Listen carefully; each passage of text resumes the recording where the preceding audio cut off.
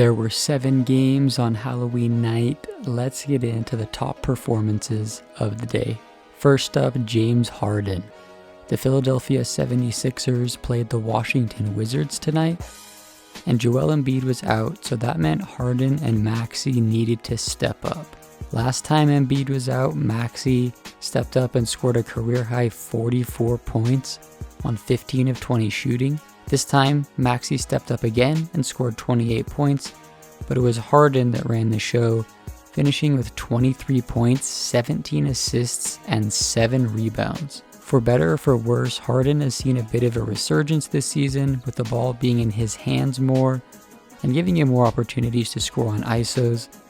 Tonight, it helped the Sixers beat the Wizards 118-111, despite 32-9 from Kristaps Porzingis, and 20 points, 5 rebounds, and 6 assists from Bradley Beal.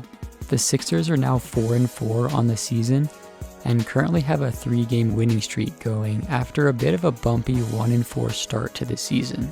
Next up, let's talk about what Kevin Durant did for Brooklyn tonight against the Indiana Pacers. The return of Ben Simmons after 18 months out, and whatever weekly drama from Kyrie Irving there is, has kind of swept a really good start to the season by Kevin Durant under the rug.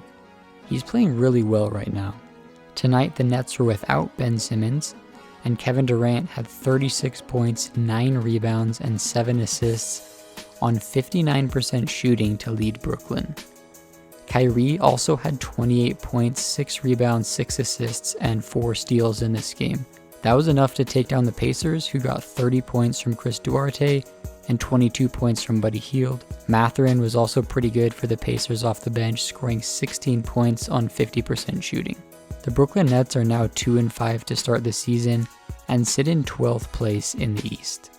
Moving on to Toronto versus Atlanta, Pascal Siakam continued his impressive start to the season, dropping 31 points, 12 rebounds, 6 assists, and 2 blocks against the Hawks.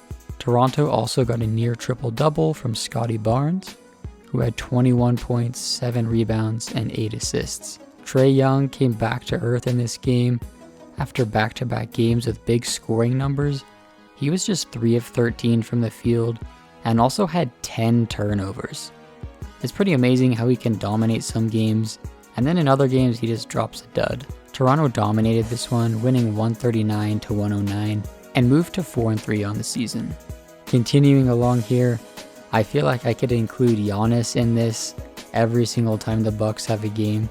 He had 31 points and 7 rebounds to help the Bucks beat the Pistons and move to 6-0 on the season. Milwaukee is currently the only undefeated team left in the NBA. They also got 25, 7, and 10 from Drew Holiday and 24 and 9 from Brook Lopez in this game. Cade Cunningham looked great for Detroit. He had 27 points, 6 rebounds, and 7 assists. And Bojan Bogdanovic also had 23 points. Cade is making a second-year jump and could potentially have himself in the All-Star conversation if Detroit starts winning more games. I don't know that I really see them winning very many more games, so I don't think he'll get the All-Star nod, but his progress this year is very encouraging. Either way, Giannis and Drew were too much for the Pistons, and the Bucks ended up winning this game 110-108. The Utah Jazz are 6-2. I think I need to stop being surprised when they win. Tonight they beat the Memphis Grizzlies thanks in large part to 31 points, 11 rebounds, and 4 blocks from Lauri Markkanen. I'm still kind of waiting for something to happen with the Jazz, like maybe a trade with the Lakers for Russell Westbrook to get rid of some of their veterans and lose more games, but maybe they won't end up doing that. Jordan Clarkson has been moved into the starting lineup this season and is actually averaging 5 assists per game. Tonight he had 11, 7, and 7. Ja Morant put up a ridiculous stat line of 37 points, 5 rebounds, and 4 assists on 12 of 18 shooting. He also got to the line 15 times and made 12 of them. The problem for the Grizzlies is that the rest of the starting lineup combined for just 28 points, and Dylan Brooks had 19 of those. Now, don't worry Clipper fans, I won't forget to talk about Paul George. PG scored 35 of the Clippers' 95 points today against the Rockets. Kawhi Leonard is out for another 6 games with load management for his knee, So I think Paul George is going to fill it up every night. George's total stat line was 35 points, 9 rebounds, 8 assists, and 6 steals on 15 of 26 shooting, and only 1 free throw attempt.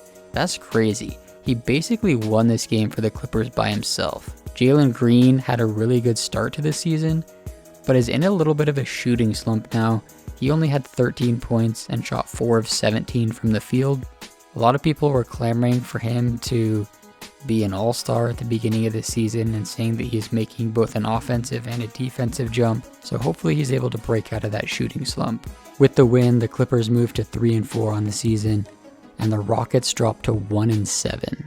The final game of the night was Charlotte against Sacramento, with the Kings getting their second win of the season in this one, 115-108.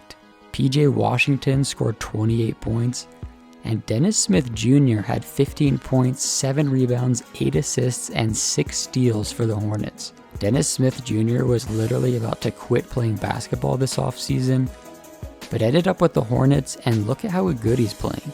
He's even been in the starting lineup with LaMelo Ball out. The Kings got the win though thanks to 26 points from Kevin Huerter and 23 points from Davion Mitchell off the bench. There were some great games tonight and crazy stat lines. Thanks for tuning in. Make sure to subscribe if you like these nightly recaps, and I'll see you guys next time.